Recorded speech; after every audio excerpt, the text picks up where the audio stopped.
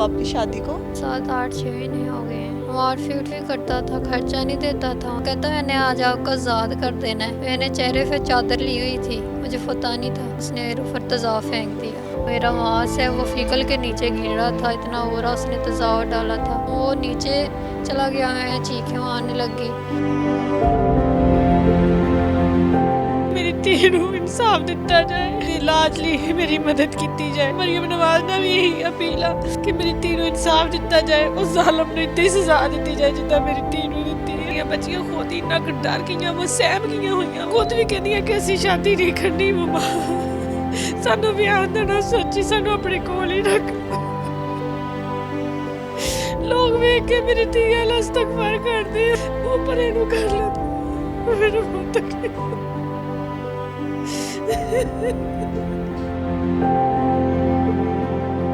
इल्तिजा बस इतनी है कि बेटियों को कोई दाग ना लगे। मेरे साथ 19 साला इशा मौजूद हैं। ये वो सिनफे नाजुक हैं जिन्होंने अभी हाथ से मेहंदी ना उतरने दी, जिन्होंने अभी सुहाग के साथ खुशियां ना देखी, और उनके अपने ही चेहरे की रौनक तो क्या, चेहरा ही बिगड़ गया। इशा पर तेजाब फेंकने वाला जालिम जो है दंदनाता फिरता है। किस तरह माँ बाप खून के आंसू रो रहे हैं। कहाँ है अब वो CCD, कहाँ है मरियम नवाज CM पंजाब, कहाँ है हिना परवेज भट्ट। इनको इंसाफ आखिर कौन दिलाएगा। ईशा की जुबानी जानते हैं इनके साथ क्या ऐसा मामला हुआ कि मैं आपको स्क्रीन पर वो दिखा नहीं सकती। ईशा का चेहरा जो है आप अगर देख लें तो आप भी खून के आंसू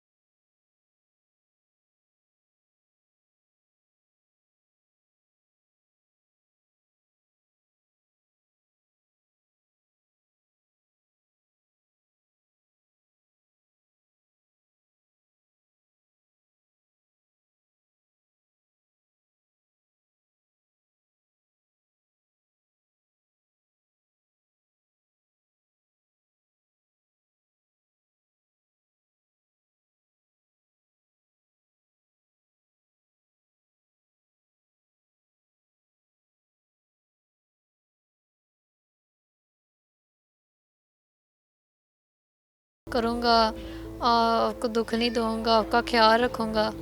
और उन्हें सुलह कर ली, और सुलह करते ही सुबह हुई है तो मैं फजर की नमाज मैंने पढ़ी है, मैं सोफे पे लेट गई और ये आया है, आकर मुझे कहने लगा कि मेरा भाई कहता है कि तू कत्ल कर, कोई डकैती कर, मैं तेरी हेल्प करूँगा, हम तेरे पीछे हैं। तो रोज़ाना भी की तरह तुर जाता है। इससे यही बात हुई, मैंने कहा चलो जैसे आपका दिल करता है कर लो। कहता है मैंने आज आपको आज़ाद कर देना है, मैंने आपको आज़ाद कर देना है। तो मैंने कहा कर दो। मुझे लगा तो मुझे डिवोर्स देगा। मैंने चेहरे पे चादर ली हुई थी, मुझे पता नहीं था। तो मैंने कहा कर दो आज़ाद। मैंने वो इतना ही बोला है, उसने मेरे ऊपर तेज़ाब फेंक दिया। अच्छा, मुझे बताएं कि आपका उनके साथ ये पहला झगड़ा था या इससे पहले भी कभी हुआ था? नहीं, होते रहते थे झगड़े, झगड़े तो होते रहते थे, बस घर नहीं आती थी, मतलब कि उधर ही रहती थी। ससुराल में रहती थी या मायके में रहती थी? पहले ससुराल में रहती थी। और कितने दिनों बाद झगड़ा होता था? कभी आपका उसकी सुलह का ऐसा हुआ कि उसने आपसे बड़ा खुशी से बात की हो, सुलह रखी? हाँ, शादी के 1 महीने तक तो वो बिल्कुल ठीक रहा था, बिल्कुल ठीक था। बाद में उसको पता नहीं क्या हो गया, झगड़ा करने लगा, मारपीट करने लगा, शक करने लगा। उस 1 महीने के दौरानिए में कभी ऐसा आपने कोई ख्वाहिश की थी उससे, कुछ खाने पीने की, कुछ शॉपिंग की? हाँ, करती थी, ला कर भी देता था। बाद में पता नहीं उसको क्या हो गया। अच्छा ईशा, मुझे बताओ कि जब उसने आप पे तेज़ाब फेंका तो उस टाइम आपके पास फैमिली के कितने लोग मौजूद थे? किसी ने आपको बचाया नहीं? नहीं, मैं अपनी मम्मा के घर थी, और मम्मा जो मम्मा लोग थे वो इधर साथ वाले कमरे में थे और मैं सामने वाले कमरे में थी। सब सोए हुए थे, नमाज़ पढ़ के सब सो गए थे। और उसने जो डाला मेरे फुफर में, चीखें मारने लगी। चीखें मारती मारती मैं सेन में आई हूँ, और ये सब लोग सारे आ गए मेरे पास, और मैंने अपनी मम्मा को गले लगाया है। मेरी मम्मा के सारे कपड़े जल गए, मेरी सिस्टर मुझे बचा रही थी, उनके हाथ जल गए और जो मेरा मांस है वो फिगल के नीचे गिर रहा था, इतना हो रहा, उसने तेज़ाब डाला था। जिस सोफे में लेटी थी वो सोफ़ा भी सारा जल गया और दो तकिया था वो भी जल गया, सारा जल गया था। फिर वहाँ से भाग गया? जी वो उसके साथ ही मैं भी भागी हूँ, वो नीचे चला गया, मैं इधर कमरे में आ गया हूँ आपके पास।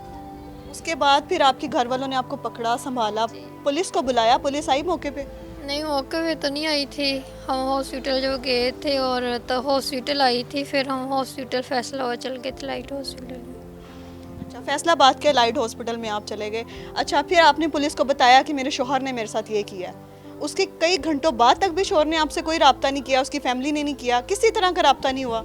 किसी ने कोई राब्ता नहीं किया, उसकी फैमिली ने कोई राब्ता नहीं किया, फ़ोन करके नहीं पूछा, किसी ने कुछ नहीं किया। आपके साथ जो अच्छे दिन गुजरे उसके, वो उन दिनों की कोई बात बताओ, ऐसा क्या मसला हुआ के बाद में वो बिगड़ गया आपके साथ? वो ना असल में ना अपनी जो भाभी है उसकी और जो भाई है ना उनकी बातें मानता था और जैसे कहते थे वो मेरे खिलाफ थे, इस वजह से वो चेंज हो गया। आखिर कौन सी बातें थी? कोई कुछ तो घर में लड़ाई होती होगी ना? ये लड़ाई होती थी, झगड़े, खर्चे की, मैं खर्चा मांगती थी, वो मुझे देता नहीं था, वो अपनी भाभी को आके पकड़ाता था और भाई को देता था। मेरे साथ इस टाइम ईशा की वालदा भी मौजूद हैं। इनसे जानते हैं, क्योंकि ईशा ज़्यादा बात नहीं कर सकती हैं, वो इस हालत में नहीं है कि वो बात कर सकें। बात करते हुए उनके जो मुंह से ब्लड भी आ रहा है। हम ईशा की वालदा से जानते हैं ऐसा क्या मामला हुआ कि अभी तो सुहागन थी, सिनफे नाजुक थी, वो इतना जालिम दरिंदा था जिसने इस पर तेज़ाब डाल दिया। वो क्या सिचुएशन थी कि फजर की अजान के फ़ौरन बाद तो शैतानियत इतनी उस पर आ गई कि वो एक सिनफे नाजुक पे तेज़ाब फेंक के वहाँ से फ़रार हो गया। आखिर तफसीलात है क्या, पुलिस ने अब तक उनको पकड़ा या नहीं, इंसाफ मिला या नहीं? मुझे बताएं कि माँ जी, आपकी बेटी का चेहरा बिगड़ गया, वो अपनी जान से नहीं गई, सिर्फ यही रह गया, क्या कहना चाहती हैं? मैं पुत की कहना, मैं तो सिर्फ सारे अगे ही हथ जोड़ के बिनती कर दिया कि मेरी धी नूं इंसाफ दिता जाए, उस मुजरम नूं कड़ी तो कड़ी सजा दी जाए ਤੇ ਮੇਰੀ ਧੀ ਦੇ ਇਲਾਜ ਲਈ ਮੇਰੀ ਮਦਦ ਕੀਤੀ ਜਾਏ, ਇਹਦਾ ਚਿਹਰਾ ਬਣ ਜੇ ਸਹੀ ਤਰ੍ਹਾਂ। ਚਲੋ ਬਹੁਤਾ ਨਹੀਂ ਤੇ ਥੋੜਾ ਜਿਹਾ ਸਹੀ ਹੋ ਜਾਵੇ ਕਿ ਲੋਕ ਦੇਖ ਕੇ ਜਿਹੜਾ ਇਹਦੀਆਂ ਲੱਖਾਂ ਬੰਦ ਕਰ ਲੈਂਦੇ ਨੇ, ਮੂੰਹ ਫੇਰ ਲੈਂਦੇ ਨੇ, ਅਸਤਗਫਾਰ ਕਹਿੰਦੇ ਨੇ ਨਾ ਕਿ ਜਦੋਂ ਇਹ ਕਹਿੰਦੇ ਆ ਮੈਂ ਮਰਦੀ ਆ, ਮੈਨੂੰ ਬਹੁਤ ਤਕਲੀਫ ਹੁੰਦੀ ਆ ਜਦੋਂ ਇੱਦਾਂ ਮੇਰੀ ਧੀ ਨੂੰ ਕਹਿੰਦੇ। ਮੇਰੀ ਹਕੂਮਤ ਦੇ ਪੰਜਾਬ ਮਰੀਮ ਨਵਾਜ਼ ਨਾਲ ਵੀ ਇਹੀ ਅਪੀਲ ਆ ਕਿ ਮੇਰੀ ਧੀ ਨੂੰ ਇਨਸਾਫ ਦਿੱਤਾ ਜਾਏ, ਉਸ ਜ਼ਾਲਮ ਨੂੰ ਇੱਦਾਂ ਹੀ ਸਜ਼ਾ ਦਿੱਤੀ ਜਾਏ ਜਿੱਦਾਂ ਮੇਰੀ ਧੀ ਨੂੰ ਦਿੱਤੀ ਆ।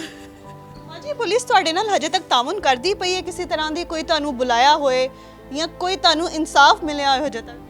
ਜੀ ਉਹਨੂੰ ਫੜਿਆ ਵਾ, ਸਾਡੇ ਕੋਲ ਪੁਲਿਸ ਨੇ ਮੈਡੀਕਲ ਮੰਗਿਆ ਸੀ, ਉਹ ਵੀ ਦੇ ਦਿੱਤਾ। ਸਾਡੇ ਕੋਲ ਜੋ ਜੋ ਚੀਜ਼ਾਂ ਮੰਗੀਆਂ ਸੀ ਦੇ ਦਿੱਤੀਆਂ ਵਾ। ਹੁਣ ਉਹਨਾਂ ਨੇ ਅੱਗੋਂ ਕਹਿੰਦੇ, ਉਹਨਾਂ ਨਾਲ ਕੀਤੀ ਸੀ ਅਸੀਂ ਗੱਲ, ਤੇ ਉਹਨਾਂ ਨੇ ਕਿਹਾ ਅਸੀਂ ਪੂਰੀ ਤਰ੍ਹਾਂ ਉਹਨੂੰ ਮੁਜਰਮ ਸਾਬਤ ਕਰਕੇ ਨਾ ਉਹਨੂੰ ਅੱਗੇ ਭੇਜ ਦਿੱਤਾ ਵਾ। ਹੁਣ ਅੱਗੋਂ ਅਦਾਲਤਾਂ 'ਚ ਵੀ ਤੁਹਾਨੂੰ ਫੋਨ ਆਉਣਾ ਵਾ ਤੇ ਅਦਾਲਤਾਂ 'ਚ ਹੀ ਸਾਰੀ ਗੱਲ ਮੁੱਕਣੀ। ਸਾਡੇ ਵੱਲੋਂ ਪੂਰੀ ਕੋਈ ਕਸਰ ਨਹੀਂ ਅਸੀਂ ਛੱਡੀ ਉਹਨੂੰ ਮੁਜਰਮ ਸਾਬਤ ਕਰਨ ਲਈ। ਤੇ ਪਰ ਪੁੱਤ ਮੇਰੇ ਕੋਲ ਕੋਈ ਵਕੀਲ ਦੀ ਗੁੰਜਾਇਸ਼ ਨਹੀਂ ਹੈਗੀ ਕਿ ਮੈਂ ਵਕੀਲ ਕਰਾ ਸਕਾਂ ਤੇ ਮੈਂ ਅੱਗੋਂ ਕੇਸ ਦਾ ਪਤਾ ਕਰਾ ਸਕਾਂ ਕਿ ਕਿੱਥੇ ਆ ਮੁਜਰਮ, ਕੀ ਹੋਣ ਦਿਆ ਉਹਦੇ ਨਾਲ ਜਾਂ ਕਿੱਦਾਂ। ਮੈਨੂੰ ਕੁਛ ਨਹੀਂ ਪਤਾ ਹੈਗਾ ਕਿ ਮੁਜਰਮ ਕਿੱਥੇ ਆ, ਉਹ ਮੇਰਾ ਉਹਨੂੰ ਕੋਈ ਸਜ਼ਾ ਦਿੱਤੀ ਆ ਜਾਂ ਕਿੱਥੇ ਆ ਜਾਂ ਕਿਹੜੀ ਅਦਾਲਤ 'ਚ ਸਾਡਾ ਕੇਸ ਲੱਗਾ, ਇਹ ਵੀ ਨਹੀਂ ਪੁੱਤ ਮੈਨੂੰ ਪਤਾ। ਹਾਂਜੀ, ਮੈਨੂੰ ਇਹ ਦੱਸਿਆ ਜੀ ਕਿ ਤੁਹਾਡੇ ਰਿਸ਼ਤੇਦਾਰਾਂ 'ਚ ਤੁਸੀਂ ਵਿਆਹੀ ਸੀ ਕੁੜੀ? ਨਹੀਂ ਜੀ, ਗੈਰ ਸੀ। ਕੀ ਮਾਮਲਾ ਪੇਸ਼ ਆਇਆ ਕਿ ਹਜੇ ਉਹਨੂੰ 7-8 ਮਹੀਨੇ ਨਹੀਂ ਵਿਆਹ ਨੂੰ ਹੋਏ? ਜਨਵਰੀ ਦਾ ਵਾਕਿਆ ਹੈ, ਜਨਵਰੀ 'ਚ 2025 'ਚ ਤੁਸੀਂ ਸ਼ਾਦੀ ਕਰਦੇ ਹੋ, ਮਹੀਨਾ ਨਹੀਂ ਵਸੀ, ਉਹਦੇ ਵਿੱਚ ਕੈਸੇ ਮਾਮਲਾਤ ਕੀ ਹੋਏ ਕਿ ਆਣਾ ਜਾਣਾ ਵੀ ਨਹੀਂ ਰਿਹਾ ਤੇ ਪੇਕੇ ਕੁੜੀ ਆ ਕੇ ਬਹਿ ਗਈ? ਮਸਲਾ ਹੋਇਆ ਕੀ ਜੀ? ਉਹਦੀ ਭਰਜਾਈ ਤੇ ਉਹਦਾ ਭਰਾ ਜਿਹੜੇ ਨਾ ਉਹਨੂੰ ਰਿਸ਼ਤਾ ਵਗੈਰਾ ਆਪਣੀ ਛੋਟੀ ਭੈਣ ਦਾ ਦੇਣਾ ਚਾਹੁੰਦੇ ਸੀ ਤੇ ਉਹ ਸਾਡੇ ਨਾਲ ਹੋ ਗਿਆ ਤੇ ਇਸ ਵਜ੍ਹਾ ਤੋਂ ਨਾ ਥੋੜੀ ਜਿਹੀ ਅਣਬਣ ਉਹਨਾਂ ਦੇ ਵਿੱਚ ਉਹੀ ਪਾਉਂਦੇ ਰਹੇ ਆ।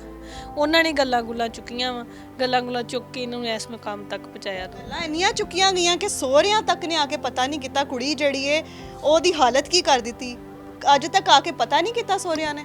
ਨਹੀਂ ਜੀ, ਕਿਸੇ ਨੇ ਫੋਨ ਕਰਕੇ ਵੀ ਨਹੀਂ ਸਾਨੂੰ ਪੁੱਛਿਆ, ਕਿਸੇ ਦੇ ਜ਼ਰੀਏ ਵੀ ਨਹੀਂ ਸਾਡੇ ਕੋਲ ਪੁੱਛਿਆ ਕਿ ਕਿੱਦਾਂ ਤੁਸੀਂ ਸਾਨੂੰ ਦੱਸ ਦਿਓ ਕਿ ਕੁੜੀ ਠੀਕ ਆ ਜਾਂ ਨਹੀਂ ਠੀਕ। ਨਹੀਂ, ਸਾਡੇ ਕੋਲ ਉਹਨਾਂ ਵਿੱਚੋਂ ਕਿਸੇ ਨੇ ਵੀ ਨਹੀਂ ਪੁੱਛਿਆ ਹਜੇ ਤੱਕ। 2.5 ਮਹੀਨੇ ਹੋ ਗਏ, ਸੁਲ੍ਹਾ ਕਰਾਉਣ ਨੂੰ ਆਉਂਦੇ ਸੀ, ਵਿਆਹੁਣ ਵੀ ਆਏ, ਸਾਰਾ ਕੁਛ ਹੀ ਕੀਤਾ, ਪਰ ਲੇਕਿਨ ਆਇਆ ਸੜਨ ਤੋਂ ਬਾਅਦ ਸਾਡੇ ਨਾਲ ਕਿਸੇ ਨੇ ਕੋਈ ਰਾਬਤਾ ਨਹੀਂ ਕੀਤਾ ਕਿ ਚਲੋ ਸਾਡੇ ਬੱਚੇ ਕੋਲ ਗਲਤੀ ਹੋਈ, ਉਹਨੇ ਗੁਨਾਹ ਕੀਤਾ ਸੀ ਤੁਹਾਡੇ ਨਾਲ, ਕਿਸੇ ਨੇ ਨਹੀਂ ਪੁੱਛਿਆ। ਕੁੜੀ ਹਜੇ ਨਿਕਾਹ 'ਚ ਉਹਦੇ? ਹਾਂਜੀ, ਹਜੇ ਨਿਕਾਹ 'ਚ। ਅਜੇ ਤੱਕ ਨਾ ਤੇ ਤਲਾਕ ਦਿੱਤੀ ਹੈ ਤੇ ਨਾ ਕੋਈ ਸੱਦੇ ਬਾਪ ਕੀਤਾ ਇਹਦਾ। ਹਾਂਜੀ।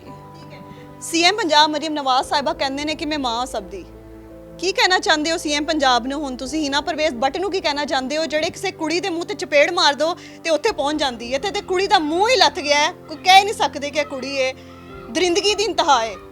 ਹੁਣ ਕੀ ਕਹਿਣਾ ਚਾਹੁੰਦੇ ਹੋ ਤੁਸੀਂ? ਮੈਂ ਤਾਂ ਉਹਨਾਂ ਅੱਗੇ ਇਹੀ ਕਹੂੰਗੀ ਕਿ ਜੇ ਅਗਰ ਉਹ ਕਹਿੰਦੇ ਆ ਨਾ ਕਿ ਔਰਤ ਤੇ ਉਹਨਾਂ ਦੀ ਰੈਡ ਲਾਈਨ ਆ ਤੇ ਫਿਰ ਇਹ ਕਿੱਥੇ ਆ? ਇਹ ਔਰਤ ਨਹੀਂ, ਇਹ ਧੀ ਨਹੀਂ, ਮੈਂ ਮਾਂ ਨਹੀਂ ਜਿਹੜੀ ਦਿਨ ਰਾਤ ਤੜਫਦੀ ਆ ਆਪਣੀ ਧੀ ਨੂੰ ਦੇਖ ਕੇ। ਮੇਰੀਆਂ ਅੱਖਾਂ ਦੇ ਸਾਹਮਣੇ ਮੇਰੀ ਧੀ ਦੇ ਜਦੋਂ ਪੱਟੀ ਉਤਾਰਦੇ ਸੀ ਤੇ ਉਹਨਾਂ ਗੋਸ਼ਤ ਲੱਥਦਾ ਸੀ, ਮੈਂ ਆਪਣੀਆਂ ਅੱਖਾਂ ਨਾਲ ਦੇਖਦੀ ਰਹੀ ਆ। ਤੇ ਇਸ ਧੀ ਨੂੰ 2.5 ਮਹੀਨੇ 'ਚ ਕਿਉਂ ਨਹੀਂ ਇਨਸਾਫ ਮਿਲਿਆ? ਉਹਨੂੰ ਕਿਉਂ ਨਹੀਂ ਸਜ਼ਾ ਦਿੱਤੀ? ਇਹਦੇ ਇਲਾਜ ਲਈ ਸਾਡੀ ਕਿਉਂ ਨਹੀਂ ਮਦਦ ਕੀਤੀ? ਮੈਂ ਘਰਾਂ 'ਚ ਪੁੱਤ ਕੰਮ ਕਰਦੀ ਆ, ਮੈਂ 18,000 ਰੁਪਇਆ ਮਹੀਨਾ ਕਮਾਉਂਦੀ ਆ 3 ਘਰਾਂ 'ਚ ਕੰਮ ਕਰਕੇ। ਉਹਨਾਂ ਮੈਂ ਆਪਣੀ ਧੀ ਦਾ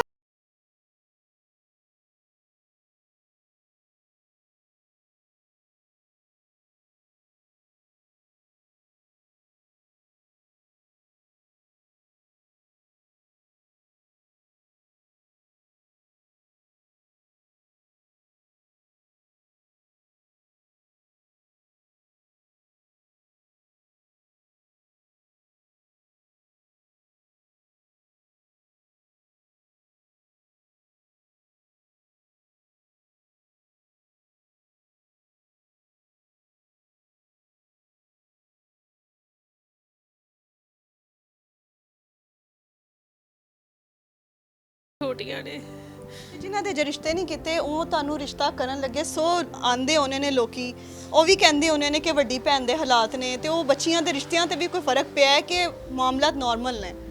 ਜੀ ਮੇਰੀਆਂ ਬੱਚੀਆਂ ਖੁਦ ਹੀ ਇੰਨਾ ਕੁ ਡਰ ਗਈਆਂ ਵਾ, ਸਹਿਮ ਗਈਆਂ ਹੋਈਆਂ ਵਾ ਕਿ ਉਹ ਖੁਦ ਵੀ ਕਹਿੰਦੀਆਂ ਕਿ ਅਸੀਂ ਸ਼ਾਦੀ ਨਹੀਂ ਕਰਨੀ ਮਮਾ, ਸਾਨੂੰ ਵਿਆਹ ਦਾ ਨਾ ਸੋਚੀ, ਸਾਨੂੰ ਆਪਣੇ ਕੋਲ ਹੀ ਰੱਖ ਲਓ।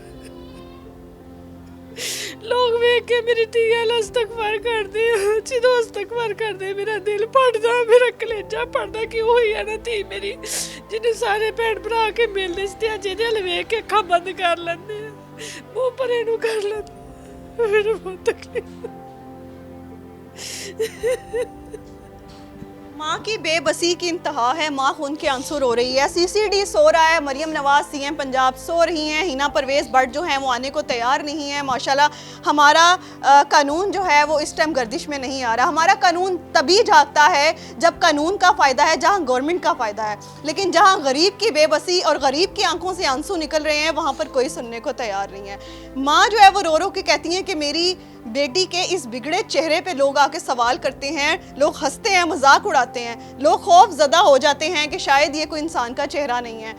मैं आपको कैमरे में ये चेहरा दिखा नहीं सकती, लेकिन इसकी बिगड़ी हालत जो है उसके आगे कुछ इबरत का निशान और नहीं बना सकते। ससुरालियों के इस तरह के तशद्दुद और इस तरह के जुल्म के बाद बच्चियों का एतमाद उठ जाता है शादी से। हर वो खातून जो शादी की तरफ अपनी खुशियों की तरफ ख्यालात देखती है, ख्वाब देखती है, वो सोचती है कि मेरी भी शादी होगी। इस तरह के वाक़या देखने के बाद हर बहन, बच्ची, बेटी जो है वो डर जाती है। हमारे कानून को दोबारा से हलचल में आना पड़ेगा, दोबारा से इन बच्चियों को इंसाफ दिलाने के लिए एक इस तरह का कानून बनाया जाए कि एक दिन नहीं 1 सेकंड में सज़ा मिलनी चाहिए इस तरह के लोगों को। वो कहाँ है, वो कहाँ दंदनाता फिरता है, इनको कुछ नहीं पता कि इनका जो जालिम वो दरिंदा शख्स है जिसने इसके साथ ये सलूक किया वो इस टाइम कहाँ पर है। इन बेचारों को तो ये भी नहीं पता कि हमारे पास फूटी कौड़ी नहीं है, हम इंसाफ तो खुद नहीं ले सकते, क्या ये कानून हमें इंसाफ लेके देगा या नहीं। लेकिन इनकी एक ही इल्तिजा है, इस प्रोग्राम के ज़रिए हमारा हरगिज़ मतलब नहीं है इस तरह की फैमिली को सामने लाना। हमारा एक ही मकसद है कि इस प्रोग्राम के ज़रिए इनकी मदद की जाए, ज़्यादा से ज़्यादा डोनेशंस जो डोनेट कर सकता है इन तक रकम की सूरत में, इलाज की सूरत में इन तक पहुँचे, इनकी मदद करें। अपनी कमेंट सेक्शन में कीमती राय का इजहार करिएगा। मुझे दीजिए इजाज़त, अल्लाह निगहबान।